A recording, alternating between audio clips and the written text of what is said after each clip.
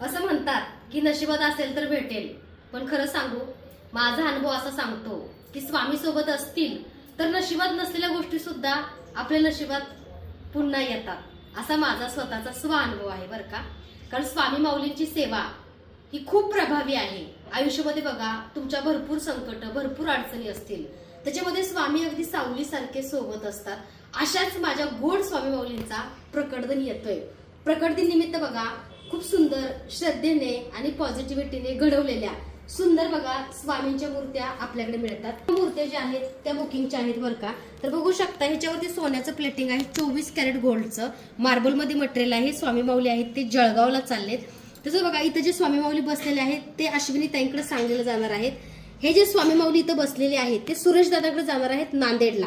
तसंच बघू शकता हे पुण्यामध्ये बघा कात्रजला स्वामी माऊली जाणार आहेत मनीषा कोळी ताईंच्या घरी.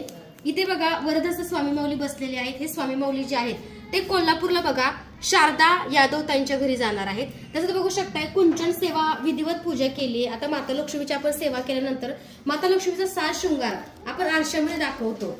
आणि आरसा सुद्धा बघा लक्ष्मीच्या सेवेसाठी आरसा, गुलाबाचा अत्तर, माता लक्ष्मी सेवेसाठी बघा जे आवडणारे प्रिय रत्न आहेत ते सगळे ऑर्डर ताईंचे आहेत बरं का. ह्या त्यासोबत एक गुड न्यूज आहे तुमच्या सर्वांसाठी खास करून, ती लवकरच मी तुम्हाला सांगेल. तर तुम्ही सुद्धा सुंदर स्वामींच्या मूर्त्या कुंचन सेवा नक्की ऑर्डर करा.